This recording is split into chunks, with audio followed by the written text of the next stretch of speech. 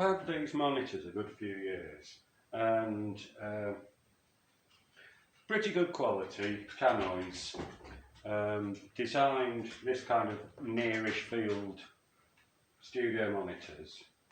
I forget exactly what they were rated as, but I've been driving them with the 100-watt stereo transistor, very clean amplifier, and well, I managed to blow out the tweeters a couple of years ago, and they've been like this for a long time, and I've been wanting to do some more stuff in here of late, and it's been very frustrating. I've got a pair of half decent AKG headphones,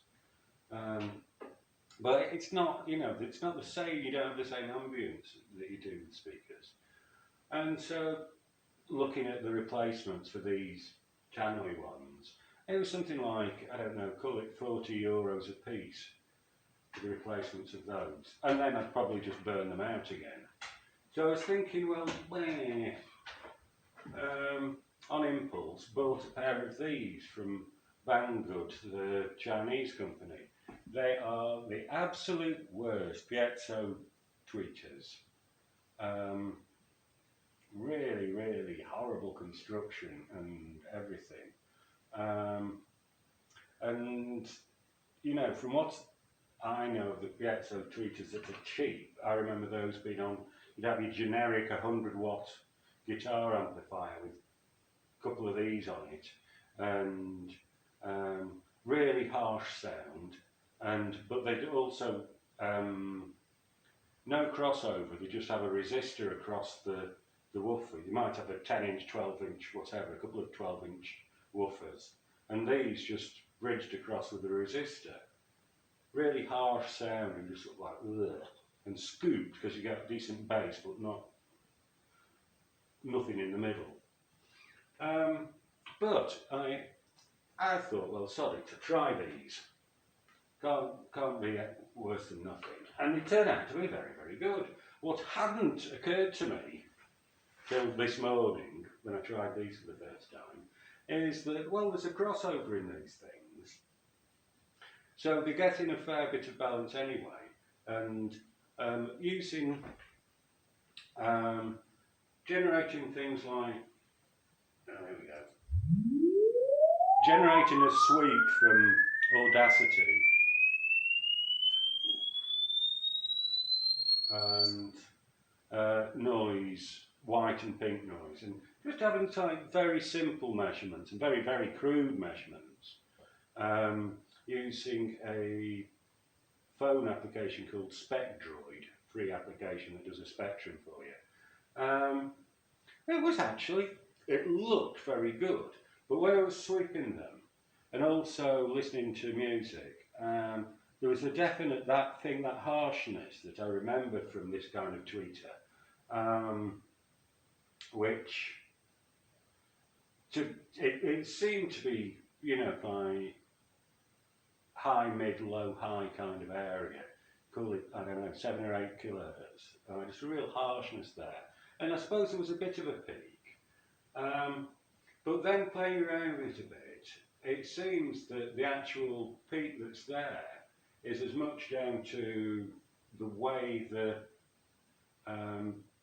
rest of the setup's working, and probably the crossover and the tweeter interfering. I've got nothing between it, it's just connected directly where the old tweeter was. You should have something to damp it a bit if you're connecting them to a lot of amplifiers, because it can just go into spurious oscillation, but the piezo tweeters. But anyway, a bit of fiddling and mostly just trying my ears with it in the first instance. Got a very crude meter here, a crude mixer here, and just tweaking down the top end, just the tiniest bit, and I think it's a little bit below 8 kilohertz, the high end of the mid on the mixer. Taking that down a little bit, just balancing it out just a little bit there, and the net result is that, well, no, they're not as good as they were, for sure. I've not done proper measurements on it. I mean, I've got one of these, and I can sort of like run it back into the computer and do better analysis with it. It's hardly an anechoic room, but much better than nothing. Much better than nothing. And these things, I think they cost €3 a piece from China. And I mean, the proof of the pudding is in the eating. Let's see.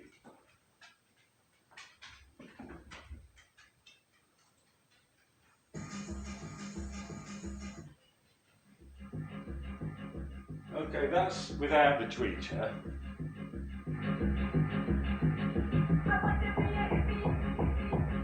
Without tweeter.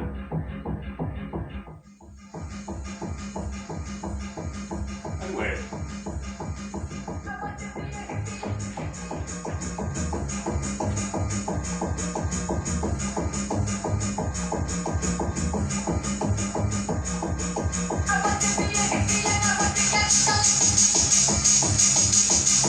That's the hard bit.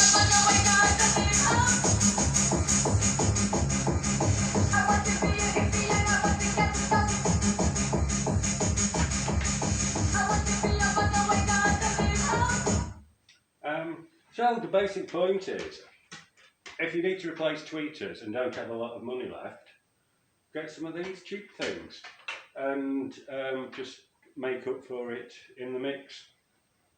Well, in the mixer. And the other point is, what better test tone than Techno Head?